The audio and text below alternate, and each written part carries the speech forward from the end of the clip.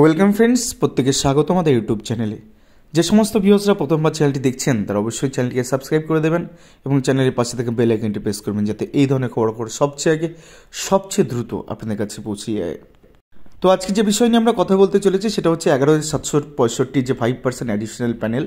আপনারা প্রত্যেকেই জানেন যে 2022 সালে যে প্রাথমিক শিক্ষক নিয়োগের প্রক্রিয়া শুরু হয়েছিল, যেটাতে সুপ্রিম কোর্টের দীর্ঘদিন সে মামলা আটকে ছিল 20-22 মামলার জন্য, এবং পরবর্তী ক্ষেত্রে প্যানেল প্রকাশ হয় এবং সেখান থেকে নিয়োগ কিন্তু সম্পন্ন হয়। তো 9,533 জনের একটি তালিকা সেখানে প্রকাশ করা হয় এবং তার সাথে সাথে 5% অ্যাডিশনাল প্যানেল 359 জনের একটি তালিকাও কিন্তু সেই সঙ্গে সঙ্গে দিয়ে দেওয়া হয়।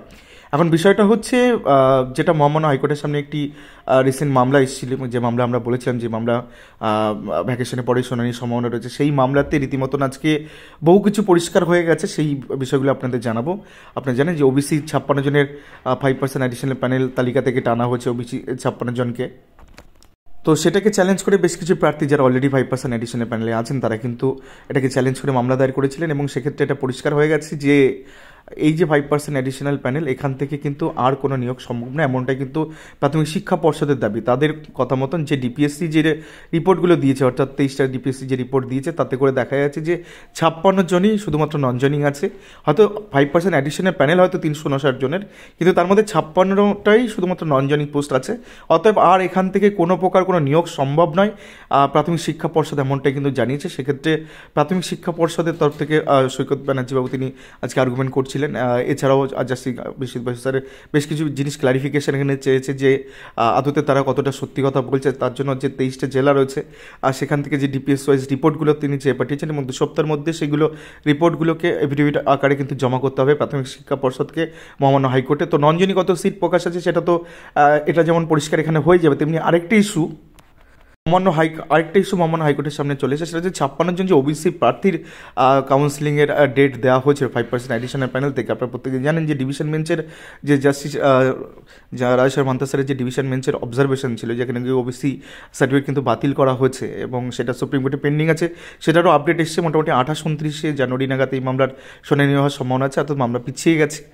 তো সেই জায়গা থেকে এখন ওবিসি কী করে নিয়োগ পায়, যেহেতু কথাটা বলা যে those are who are appointed, অর্থাৎ যারা চাকরিতে জয়েন করে নিয়েছিলেন তাদের ক্ষেত্রে সেটা কিন্তু তারা অলরেডি সেক্ষেত্রে সার্ভিস করবেন, কিন্তু নতুন করে কোনো ওবিসি এই মুহূর্তে চাকরি পেতে পারেন না। তো সেই জায়গা থেকে এই যে 5% যে 56 জন ওবিসি প্রার্থীকে ডাকা হয়েছে, তাদের নিয়োগে কিন্তু সংশয় মহামান্য হাইকোর্টে কিন্তু তুলে দিল। অর্থাৎ জাস্টিস বিশ্বজিৎ বসু স্যার কিন্তু এই সঙ্গে এই কিছু প্রশ্ন রেখেছেন যে ওবিসি এখন কোনোভাবে নিয়োগ পেতে পারেন না যতক্ষণ না সুপ্রিম কোর্টে সেই মামলার নিষ্পত্তি হচ্ছে। তো সেইখান থেকে এই যে 56 জন 5% প্যানেল থেকে ওবিসি 56 জনের কাউন্সিলিং প্রক্রিয়া করিয়ে দেওয়া হলো, তো তাদের ক্ষেত্রে তাদের কিন্তু নিয়োগ নিয়ে সংশয় হয়ে গেছে।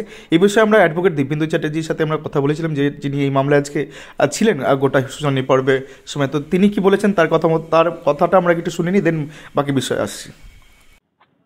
5%-এর পুরো অল ডিপিএসসি কে নন জয়নিং, রিজাইন আর অ্যাবসেন্টের রিপোর্ট দিতে বললো 2022-এ।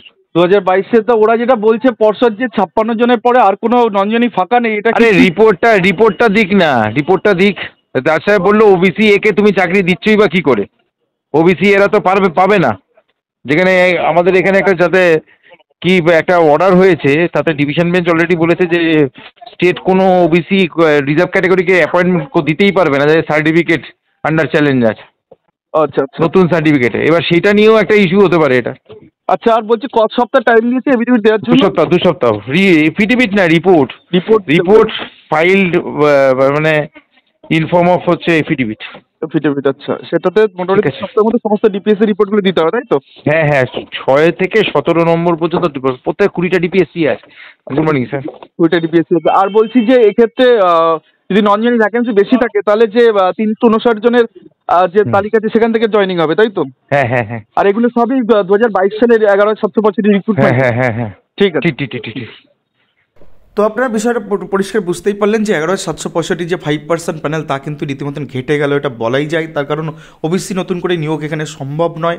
আর সেকেন্ড যেটা বিষয় সেটা হচ্ছে 5%-এর যে প্যানেল, অর্থাৎ 359 জনের যে প্যানেল যেটা বেরিয়েছে, তো সেখান থেকে কিন্তু প্রাথমিক শিক্ষা পর্ষদের কথা মতন যদি সেটা সত্যিই ধরে নেওয়া হয় তাহলে কিন্তু 56টার বেশি নন জয়েনিং সিট নেই। এটাও বা একটা কঠিন আশ্চর্যজনক বিষয়। তো এত কম নন জয়েনিং সিট এটাও কিন্তু আমরা আশা করা যাচ্ছে না, কারণ বেশ কিছু ডিপিএসসিতে আমরা শুনেছিলাম যে এসসি প্রার্থী তারা জয়েন করেনি, কয়েকজন জেনারেল জয়েন করেনি। তো সেক্ষেত্রে শুধুমাত্র নন জয়েনিং সিটের সংখ্যা 56টা হতে পারে না। তখন দেখা যাক রিপোর্ট কি ডিসক্লোজ করে, সেটা হলেই দুধ কা দুধ পানি কা পানি হয়ে যাবে। তো মোদ্দা কথা 5% প্যানেল থেকে 11,765 থেকে আসার আলো খুবই কমে গেল, এবং ওবিসি তো এক্ষেত্রে পাওয়ার সম্ভাবনা যেমন শেষ হয়ে গেল খানিকটা, কারণ হচ্ছে এই বিষয় নিয়ে পরবর্তী ক্ষেত্রে আরও হয়তো বিষয় জিনিসগুলো সামনে আসবে, এবং ওবিসি বিষয়টা নিয়ে অনেকে হয়তো মাথাচাড়া দেবেন। তো সেক্ষেত্রে জেনারেল এবং এসসি এবং এসটিদের সুযোগ একটু বেশি থাকবে। কিন্তু আপনারা প্রত্যেকে জানেন যে এসসি কিন্তু আর কেউ পড়ে নেই, আর এসটিও কিন্তু আর কেউ পড়ে নেই, শুধুমাত্র জেনারেলদের কিন্তু অপরচুনিটি খুলতে পারে। এখন দেখা যায় কত সংখ্যক জেনারেলদের অপরচুনিটি খোলে, সেটাই একটা বিষয়।